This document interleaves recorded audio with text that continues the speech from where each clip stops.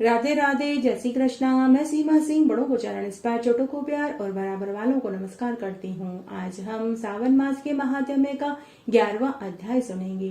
अब तक हमने 10 अध्याय सुने हैं। आशा करती हूँ आपको सभी अध्याय अच्छे लग रहे होंगे। आइए सबसे पहले हम देख लेते हैं कि इस अध्याय में हम कौन सी कथा का श्रवण करेंगे। सावन मास के इस अध्याय में हम रोटक व्रत और औदुंबर व्रत के महात्म्य को सुनेंगे। साथ ही हम सुनेंगे कि सावन मास में रोटक व्रत और औदुंबर व्रत कौन सी तिथि को किया जाता है और इस व्रत को करने का क्या फल मिलता है, किसने किसने इस व्रत को किया और उन्हें इस व्रत का क्या फल मिला, वह भी जानेंगे। उसके बाद हम इस अध्याय में पिपलाद महादेव की एक पौराणिक कथा सुनेंगे। उसके बाद इस अध्याय में हम अमर कथा सुनेंगे और अंत में देवों के देव महादेव जी की आरती सुनेंगे। आइए सबसे पहले हम सावन मास का 11वां अध्याय सुनते हैं। आइए सबसे पहले हम सावन मास का 11वां अध्याय सुनते हैं। सनत कुमार ने भगवान महादेव से पूछा कि हे देवेश, आपने मुझे सभी वारों के व्रत का विधान बताया, साथ ही सभी वारों की कहानियां भी सुनाई। अतः हे प्रभु, मुझे अभी भी संतुष्टि प्राप्त नहीं हुई है। सावन मास के तुल्य कोई दूसरा मास नहीं है। अतः हे जगदीश्वर, अब आप कृपा करके सावन मास की तिथियों के महात्म्य को भी सुनाइए। मेरी सुनने की अपार इच्छा है।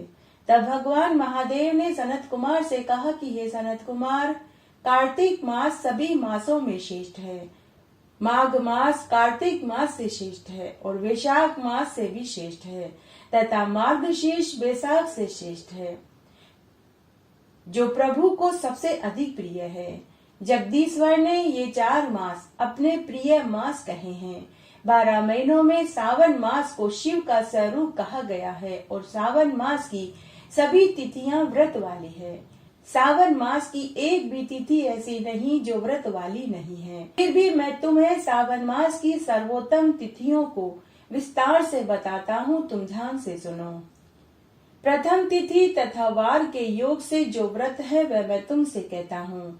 सावन मास की प्रतिपदा को यदि सोमवार है तो उसमें कुल 5 सोमवार होंगे और उसे रोटक व्रत कहते हैं। परंतु इस साल अधिक मास होने से सावन मास के 8 सोमवार पड़ेंगे। सोमवार के दिन मनुष्य के लिए यह व्रत कहा गया है। 3.5 मास का यह रोटक व्रत होता है, जो लक्ष्मी की वृद्धि करने वाला, सर्व कामनाओं और अर्थ सिद्धि को देने वाला है। हे सनत कुमार, अब तुम रोटक व्रत का विधान ध्यान से सुनो। यह व्रत सावन मास के शुक्ल पक्ष की प्रतिपदा को प्रारंभ होता है। इस दिन प्रातः काल उठकर व्रत का संकल्प करके अखंड बेलपत्रों और तुलसी दल से भगवान शिव का पूजन करें। नील कमल, मालती, चंपा और आक के पुष्प व ऋतु फल चढ़ावे। धूप दीप नैवेद्य से पूजन करें। इसमें 5 रोटक बनाने चाहिए, जिनमें से 2 ब्राह्मण को देवें, 1 भगवान शिव को अर्पित करें और 1 स्वयं खावें। पूजा करके अर्घ्य देना चाहिए। अर्घ्य में केला, नारियल, खजूर, ककड़ी, चुआरा, नारंगी, अखरोट, अनार, ऋतु फल देना श्रेष्ठ होता है। हे सनत कुमार, अब तुम अर्घ्य देने के फल को सुनो। 7 समुद्रों सहित पृथ्वी दान का जो फल है, वह फल इस व्रत को करने से ही प्राप्त हो जाता है। अधिक धन पाने की इच्छा करने वाले मनुष्य को यह व्रत 5 साल तक लगातार रखना चाहिए। उसके बाद इस व्रत का उद्यापन करना चाहिए। उद्यापन में 2 स्वर्ण के रोटक बनाने चाहिए। पहले दिन अधिवासन करके वह अगले दिन प्रातः काल घी और बेल पत्र से आहुति देनी चाहिए। इस व्रत को करने वाले की सभी मनोकामनाएं पूरी हो जाती है। हे सनत कुमार, अब द्वितीया के व्रत का विधान कहता हूँ, तुम ध्यान से सुनो, जिसके करने से मनुष्य धनवान, पुत्रवान और बलवान होता है। औदुंबर नामक यह व्रत महापाप नाशक है। इसमें व्रत करने वाले को सावन मास की द्वितीया तिथि में प्रातःकाल उठकर व्रत का संकल्प लेना चाहिए और व्रत करना चाहिए। इस व्रत को करने वाले को सभी संपदाएं प्राप्त होती है। इसमें गुलर के वृक्ष का पूजन करें और गुलर के वृक्ष के अभाव में दीवार पर गुलर के वृक्ष का चित्र बना करके पूजा करें। उसके बाद 4 नाम मंत्रों से जो इस प्रकार है। यह बोले, हे उदुम्बर, हे स्वर्ण के समान पुष्प वाले, हे जीव सहित फल वाले, हे लाल अंडे के समान फल जैसी शोभा वाले, आपको नमस्कार है। इस प्रकार से उस वृक्ष में शिव व शुक्र का पूजन करके 33 फल लेकर 3 बराबर के भाग करके 11 फल ब्राह्मण को देवे, 11 फल महादेव जी को भेंट करें और 11 फलों को वह सम भोजन करें। अन्न का भोजन इस दिन नहीं किया जाता तथा शिव व शुक्र का पूजन करके रात्रि जागरण में समय बितावे। इस प्रकार से 11 वर्ष तक इस व्रत को किया जाता है और उसके बाद में उद्यापन करना चाहिए। उद्यापन में सोने का फल फूल वाला गूलर का वृक्ष तथा उसमें सोने के शिव व शुक्र की मूर्ति बनाकर के पूजन करें। अगले दिन प्रातः काल गूलर की समीधा तिल और घी से हवन करें तथा हवन के बाद आचार्य का पूजन करके 101 ब्राह्मणों को भोजन करावें। अगर 101 ब्राह्मणों को भोजन कराने की सामर्थ्य नहीं है तो 10 ब्राह्मणों को भोजन अवश्य कराएं। हे सनत कुमार, अब मैं तुम्हें इस व्रत के फल को कहता हूँ। यह व्रत करने से मनुष्य पुष्पित पल्लवित कूलर के वृक्ष की भांति पुत्र पौत्र धन संपदा आदि से परिपूर्ण होता है। उसकी 10 दिशाओं में कीर्ति फैलती है। अगर उसे पितृ दोष है तो उससे भी उसे मुक्ति मिलती है। उसके पितर स्वर्ग में सुधा का पान करते हैं। अगर उनके पितर नरक में पड़े हों तो उसी क्षण उन्हें स्वर्ग का वास मिलता है। हे सनत कुमार, मैंने तुम्हें इस व्रत के विषय में विस्तार से बताया। हे सनत कुमार, इस व्रत के बारे में किसी अधर्मी को नहीं बताना चाहिए। हे सनत कुमार, केवल मैंने तुम्हें इस व्रत के विषय में बताया है। श्रद्धा पूर्वक भक्ति भाव से इस व्रत को करने वाले की सभी मनोकामनाओं को मैं उसी क्षण पूरी कर देता हूँ और वह मनुष्य इस जीवन के समस्त सुखों को भोग कर मरने के बाद शिवलोक में पूजित होता है।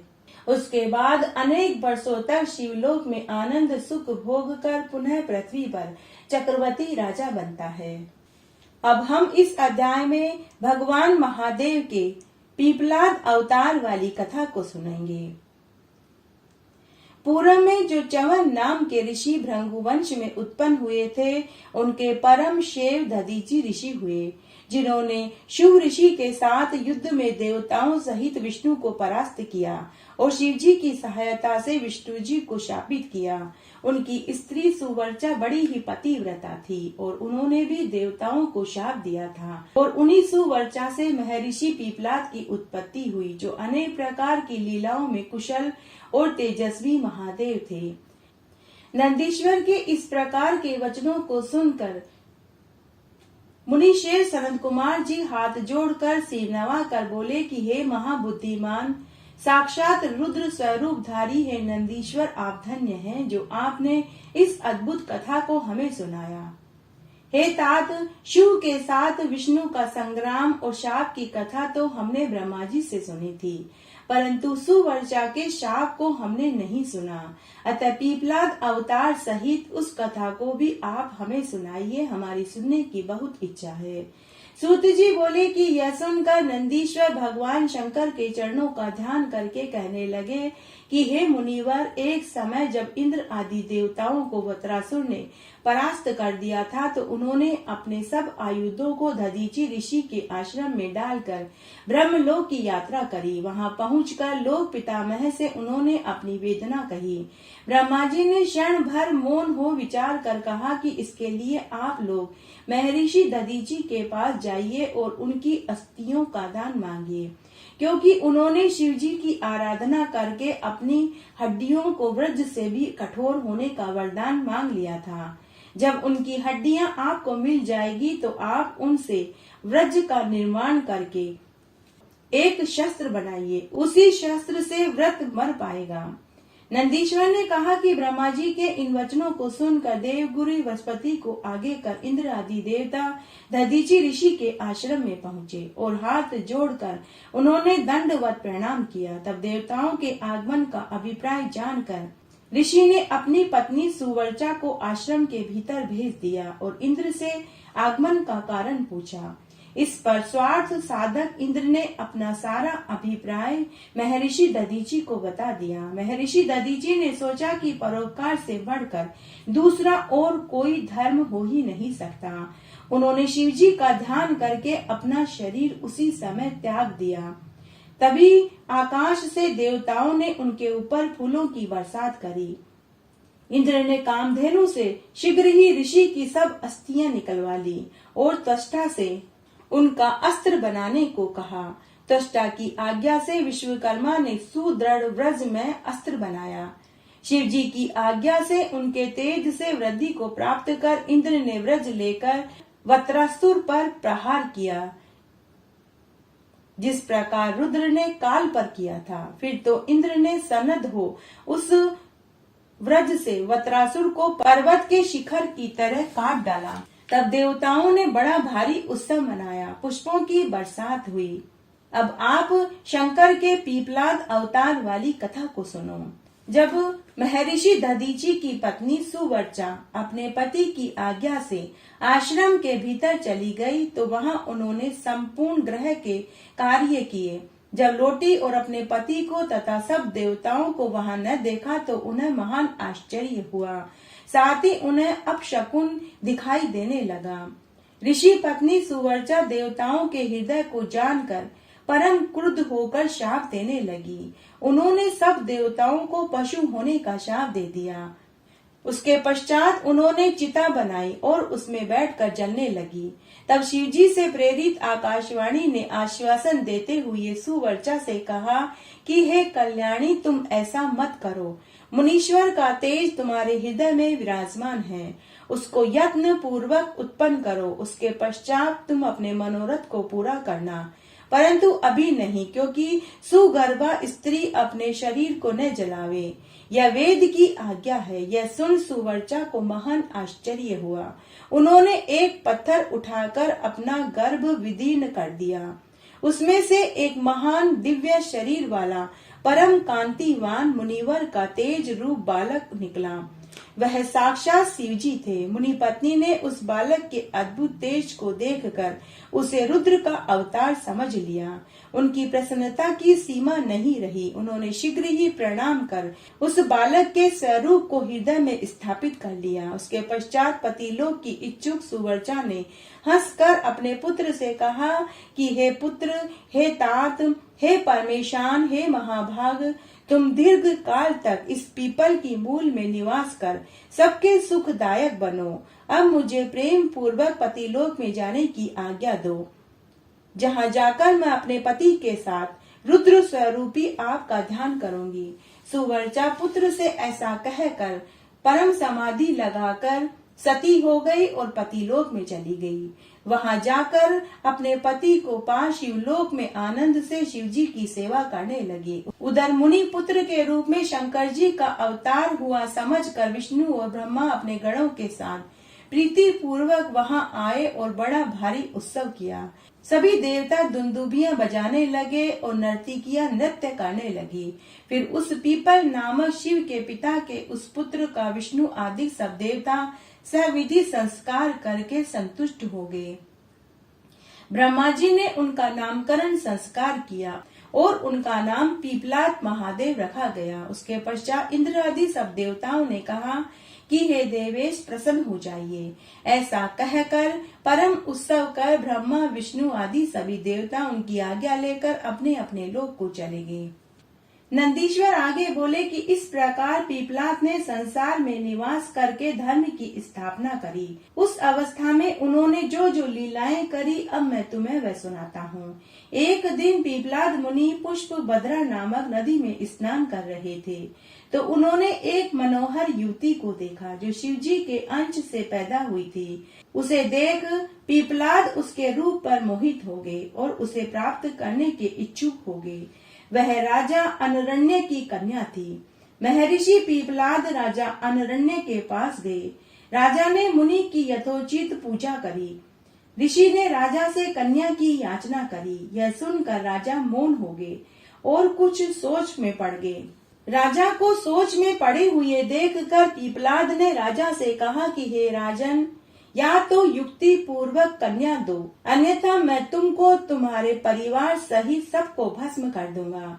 राजा ने भयभीत होकर मुनीश्वर को सर्वभूषण अलंकृत अपनी कन्या प्रदान कर दी। मुनि उस शिव के अंश से उत्पन्न कन्या से विवाह कर उसको साथ ले अपने आश्रम में लौट आए। तपस्वी अत्यंत ही सौम्य स्त्री के साथ आनंद के साथ रहने लगे। उसका नाम पद्मा था। जैसे लक्ष्मी जी विष्णु भगवान की सेवा में रत रहती है, वैसे ही पद्मा भी मन, वचन और कर्म से पति की सेवा करती थी। युवती से रमण कर वृद्ध मुनि पिपलाद युवा हो गए। उन्होंने पद्मा से अपने ही समान 10 पुत्र पैदा किए। ऐसी ही उन्होंने और भी लीलाएं करी। संसार में किसी से निवारण न होने वाली उन्होंने शनिश्चर की पीड़ा निवृत्त करी। उन्होंने वर दिया कि जन्म से लेकर 16 वर्ष तक मनुष्य शिव भक्तों को यह बाधा नहीं हो। यदि इसके विपरीत शनि कहीं पर मनुष्य को पीड़ित करेगा तो भस्म हो जाएगा। हे मुनिवर, इस प्रकार पीपलाद मुनि की नर लीला मैंने आपसे कही तो संपूर्ण फल को देने वाली है। गाधी, कौशिक तथा पीपलाद ये 3 महामुनि स्मरण मात्र से ही शनि पीड़ा को नाश करने वाले हैं। जो मनुष्य पद्मा सहित महर्षि पीपलाद के इस चरित्र को पढ़ते हैं, सुनते हैं, सुनाते हैं तो उनके सभी मनोरथ पूर्ण हो जाते हैं। इसमें शनि की पीड़ा भी शांत होती है तथा भक्तों के सभी मनोरथ पूरे होते हैं। मुनीश्वर दधीचि धन्य थे जिनके पुत्र पीपलाद साक्षात शिव हुए। यह पवित्र इतिहास स्वर्ग को देने वाला है, अनिष्ट ग्रहों का नाश करने वाला है, सभी इच्छाओं को पूर्ण करने वाला तथा शिव भक्ति वर्धक है। एक बार नारद मुनि कैलाश पर्वत पर माता पार्वती जी को अकेला देखकर पहुंच गए। नारद मुनि ने माता पार्वती जी को प्रणाम किया और कुशल क्षेम पूछी। तब माता पार्वती ने कहा कि हे नारद मुनि, आपके आने का क्या कारण है? तब नारद मुनि बोले कि हे माते, बाबा शिव कहाँ हैं? लगता है उन्होंने आपसे बहुत बातें छिपाई है। तब माता पार्वती ने कहा कि पुत्र, कौन सी बातें हैं जो महादेव जी ने मुझसे छिपाई है? तब नारद मुनि माता पार्वती जी से बोले कि हे माते, क्या बाबा ने आपको बताया कि वो कैलाश पर्वत पर ही क्यों निवास करते हैं? तो माता पार्वती जी नारद मुनि से हंसकर बोली कि हाँ पुत्र, मुझे उन्होंने यह बताया है। तब नारद मुनि आगे बोले कि हे माते, क्या महादेव जी ने आपको बताया कि वो अपने अंग पर भभूति क्यों लगाते हैं? तो माता पार्वती जी ने फिर से कहा कि हाँ पुत्र, उन्होंने मुझे यह भी बताया है। तब नारद मुनि बोले कि फिर तो आपको उन्होंने यह नहीं बताया होगा कि वो अपने गले में 108 मुंडों की माला क्यों धारण करते हैं, क्यों वो उन मुंडों की माला को अपने से दूर नहीं रखते। अब की बार माता पार्वती जी ने कहा कि हे नारद मुनि, इसके बारे में तो देव ने मुझे कुछ नहीं बताया। अब नारद मुनि का काम बन चुका था। उनका काम आग लगाने का था तो उन्होंने लगा दी और वे नारायण नारायण करते हुए निकल गए। चलते चलते रास्ते में उन्हें महादेव जी दिखाई दिए। महादेव जी समझ गए कि जरूर नारद मुनि कुछ न कुछ गड़बड़ करके आए होंगे। नारद मुनि ने बाबा महादेव को प्रणाम किया। तब महादेव जी ने पूछा कि अरे नारद, तुम्हारा कैलाश पर कैसे आना हुआ? तब नारद मुनि बोले कि हे देव, मुझे तो कोई काम नहीं था, मैं तो माता पार्वती जी की कुशल क्षेम पूछने आया था, बस और कुछ नहीं। महादेव जी ने अपनी योग शक्ति से पता लगा लिया कि नारद मुनि कैलाश पर माता पार्वती जी के पास क्यों आए थे। थोड़ी देर के बाद महादेव जी कैलाश पर पहुंच गए। उस समय माता पार्वती जी को भवन में बैठी थी। महादेव जी ने पार्वती जी से पूछा कि हे प्रिय, क्या हुआ? तो माता पार्वती जी गुस्सा होते हुए बोली कि हे देव, आप मुझसे प्रेम नहीं करते। आपने मुझसे बहुत सी बातें छिपाई है। आपने मुझे यह नहीं बताया कि आप इन मुंडों को हमेशा गले में क्यों धारण किए हुए रहते हैं। आपको ये मुंड माला मुझसे भी अधिक प्रिय है, इसीलिए आप इन्हें एक क्षण के लिए भी दूर नहीं रखते। तब महादेव जी ने कहा कि नहीं प्रिय पार्वती, ऐसी बात नहीं है। जैसे तुम मुझे प्रिय हो वैसे ही यह मुंडों की माला मुझे प्रिय है। तब माता पार्वती जी ने कहा कि आज तो आपको बताना ही होगा कि आप इन मुंडों की माला को अपने गले में क्यों धारण करते हैं। इन मुंडों का क्या रहस्य है। तब महादेव जी ने माता पार्वती से कहा कि हे प्रिय, तुम ना ही पूछो तो अच्छा होगा, नहीं तो तुम्हें दुख होगा। लेकिन पार्वती जी जिद पर अड़ गई।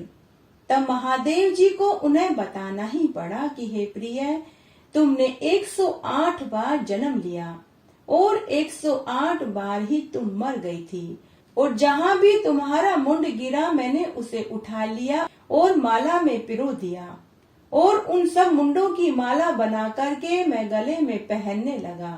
हे पार्वती, मैंने तुम्हें अपने से दूर नहीं किया, ये मुंड तुम्हारे हर जन्म की निशानी है। तब माता पार्वती जी बहुत शर्मिंदा हुई। माता पार्वती जी ने कहा कि हे देव, क्या मैं हर बार मर जाती थी, लेकिन अब मुझे मरना नहीं है, आपके साथ ही रहना है। उसके बाद महादेव जी ने कहा कि हे पार्वती, इसके लिए तो तुम्हें अमर कथा सुननी पड़ेगी। अमर कथा सुनने के बाद ही तुम अमर हो पाओगी। तब माता पार्वती जी ने जिद पकड़ ली और कहा कि आज तो मैं आपसे अमर कथा सुनकर ही रहूंगी। तब महादेव जी ने कहा कि हे पार्वती, अभी तो रात्रि होने वाली है, मैं तुम्हें अमर कथा कल सुनाऊंगा। लेकिन पार्वती जी कहाँ पीछे रहने वाली थी। सुबह होते ही माता पार्वती जी स्नान आदि करके महादेव जी के उठने का इंतजार करने लगी। जैसे ही महादेव जी सोकर उठे तो माता पार्वती जी ने पुनः उनसे कहा कि हे देव, अब आप मुझे अमर कथा सुनाइए। बिना अमर कथा सुने मैं अन्न जल ग्रहण नहीं करूंगी। तब महादेव जी को उन्हें अमर कथा सुनानी ही पड़ी, और वो अमर कथा इस प्रकार थी। उसके बाद माता पार्वती जी के बार बार आग्रह करने पर महादेव जी माता पार्वती जी को अमर कथा सुनाने के लिए राजी हो गए। तब महादेव जी ने माता पार्वती से कहा कि हे पार्वती, अब मैं तुम्हें अमर कथा सुनाऊंगा। तब महादेव जी माता पार्वती जी को अमर कथा सुनाने के लिए गुफा में लेकर के गए और कहा कि हे देवी, तुम देख करके आओ कि गुफा के अंदर और गुफा के बाहर कोई जीवित पशु पक्षी प्राणी तो नहीं है। तब पार्वती जी गुफा के बाहर चारों तरफ देख करके आ गई। तब पार्वती जी ने गुफा के बाहर देखा तो उन्हें कोई दिखाई नहीं दिया। तब पार्वती जी को गुफा के अंदर एक छोटा सा शुक दिखाई दिया जिसका अंडा विगलित हो चुका था।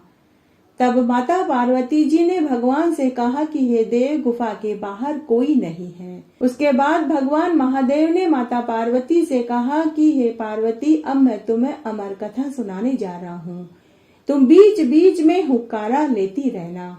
उसके बाद भगवान महादेव माता पार्वती जी को अमर कथा सुनाने लगे। दशम स्कंद की समाप्ति पर ही माता पार्वती जी को गहरी नींद आ गई और 12वें स्कंद की समाप्ति पर पार्वती जी ने शंकर भगवान से कहा कि हे प्रभु, मुझे क्षमा करना, मुझे 10वें स्कंद में ही नींद आ गई थी, मैं आगे की कथा सुन ही नहीं पाई। तब महादेव जी बोले कि फिर बीच बीच में हुक्कारा कौन ले रहा था। तब महादेव जी यह जानने के लिए कि हुक्कारा कौन ले रहा था तो उन्होंने गुफा में देखा तो उन्हें एक सुंदर शुक दिखाई दिया। महादेव जी ने पार्वती जी से पूछा कि हे देवी, यह शुक यहाँ कैसे आया। पार्वती जी ने विनीत वाणी में कहा कि हे देव, यह तो विगलित अंडे के रूप में था, यह तो अमर कथा सुनने से जीवित हो गया। इस प्रकार अमर कथा की गोपनीयता भंग होने से शंकर भगवान शुक को पकड़कर मारने के लिए उसके पीछे झपटे। शुक उड़ गया और उड़ते उड़ते बद्रिका आश्रम के निकट व्यास जी के आश्रम में पहुंच गया। उस समय व्यास जी की पत्नी पिंगला उबासी ले रही थी तो शुक मुख से व्यास जी की पत्नी के गर्भ में पहुंच गया। भगवान शंकर आश्रम के बाहर व्यास जी के आने का इंतजार करने लगे। व्यास जी जब आश्रम में आए और शंकर भगवान को बैठे देखा तो उनसे आने का कारण पूछा। तब महादेव जी ने व्यास जी को पूरी सच्चाई बताई। तब व्यास जी मुस्कुराते हुए बोले कि हे देव, अब आप उस चूक को पकड़ भी लेंगे तो मार नहीं पाएंगे, क्योंकि उसने आपकी अमर कथा सुन ली है तो वह अमर हो गया है। यह सुनकर महादेव जी पुनः कैलाश पर लौट आए। इधर सुखदेव जी 16 बरस तक व्यास जी की पत्नी के गर्भ में ही रहे, बाहर ही नहीं आए। उसके बाद व्यास जी ने गर्भ में ही सुखदेव जी से बाहर आने का आग्रह करने लगे। तब गर्भ के भीतर बैठा हुआ शुक व्यास जी से बोला कि मैं बाहर नहीं आना चाहता, मैं इस दुनिया की मोह माया में नहीं पड़ना चाहता। तब शुक ने व्यास जी से कहा कि यदि भगवान श्री कृष्ण मुझे यहाँ आकर यह आश्वासन दे कि मैं बाहर आऊं और मेरे बाहर आने पर मैं मोह माया और वैराग्य में न पड़ूं, तभी मैं गर्भ से बाहर आऊंगा। व्यास जी के अनुरोध से भगवान श्री कृष्ण ने सुखदेव जी को माया से ग्रसित नहीं होने का आश्वासन दे दिया। उसके बाद सुखदेव जी गर्भ से बाहर आए, जिससे सुखदेव जी माया मोह से मुक्ति को प्राप्त होकर ज्ञान, वैराग्य और भक्ति की ओर बढ़ गए। यह मैंने आपको आज अमर कथा सुनाई। सावन मास के महात्म्य और कथा कहानियों को सुनने के बाद में देवों के देव महादेव जी की आरती जरूर सुननी चाहिए, तभी सावन मास के महात्म्य और कथा कहानियों को सुनने का फल मिलता है। आइए अब हम महादेव जी की आरती सुनते हैं। ओम जय शिव ओंकारा, स्वामी हर शिव ओंकारा, ब्रह्मा विष्णु सदा शिव अर्धांगीधारा। ओम हरे हरे हरे महादेव, एकानन चतुरानन पंचानन राजे, शिव पंचानन राजे। हंसासन गरुड़ासन शिवाहन साजे। ओम हरे हरे हरे महादेव, दो भुज चार चतुर्भुज 10 भुज के सोवे, शिव 10 भुज अति सोवे। तीनों रूप निरखता त्रिभुवन जन मोहे। ओम हरे हरे हरे महादेव, अशुमाला वनमाला मुंडमाला धारी, शिव मुंडमाला धारी। त्रिपुरारी मुरारी कर कमला धारी। ओम हरे हरे हरे महादेव, श्वेतांबर पीतांबर बादांबर अंगे, शिव बादांबर अंगे। सनकादिक गरुड़ादिक भूतादिक सांगे। ओम हरे हरे हरे महादेव, करके मध्य कमंडल चक्र त्रिशूल धरता, शिव चक्र त्रिशूल धरता। सुख करता दुख हरता, जग पालन करता।